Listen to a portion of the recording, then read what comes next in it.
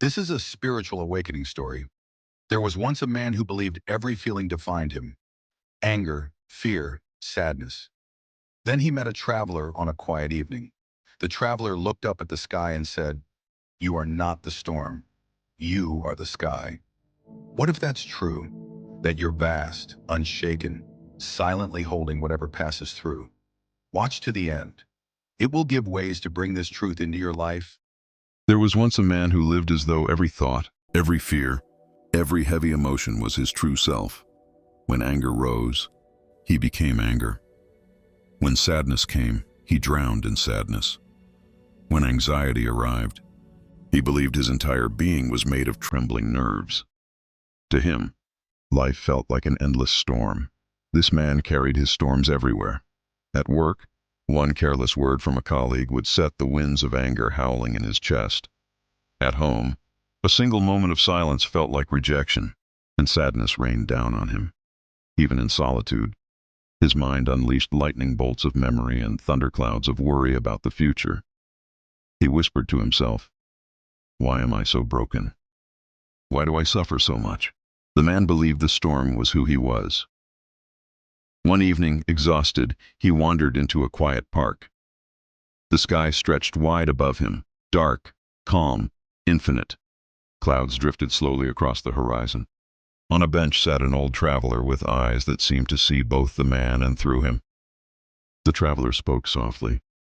"Your suffering exists only because you believe you are the storm, when you are, in truth, the sky." The man frowned. "The storm feels so real.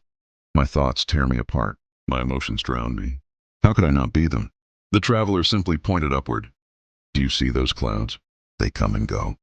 Does the sky ever vanish with them?" That night, the man lay awake replaying the words. He noticed his thoughts racing. Memories, regrets, anxieties. For the first time, instead of merging with them, he watched them. A thought appeared. "I'm not good enough," he asked quietly. But who was noticing this thought? Anxiety surged through his chest. He whispered, "Something is aware of this too. If I can see the fear, maybe I am not the fear." In that moment, a crack opened in the storm. Days turned into weeks. The man began noticing how his identity was stitched from stories. "I am someone who was hurt in childhood. I am someone always destined to struggle. I am someone trying to become spiritual." He realized these were not truths. They were stories, passing clouds. The more he looked, the more he saw that even the seeker inside him, the one striving for peace, was another storm cloud. A subtle one, but still a cloud. One morning, as he watched the sunrise, he suddenly saw time itself differently. His regrets about the past were nothing more than thoughts appearing now. His fears about the future were images projected now. Everything he called me existed only in this present awareness, and awareness itself, vast, timeless, was untouched. For the first time, he tasted freedom. The storms didn't stop. Thoughts still came. Emotions still surged. His body still felt pain, fatigue, joy, excitement. But something fundamental shifted. He no longer said, "I am angry." He said, "Anger is passing through me." He no longer cried, "I am broken."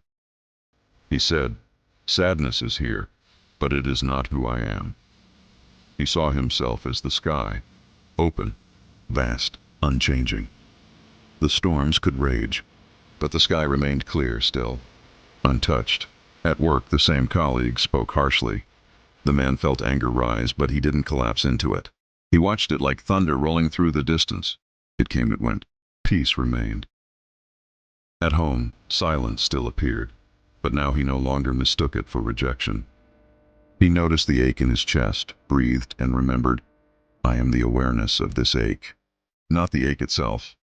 Even in solitude, when thoughts spun wild, he smiled softly. "Clouds," he whispered.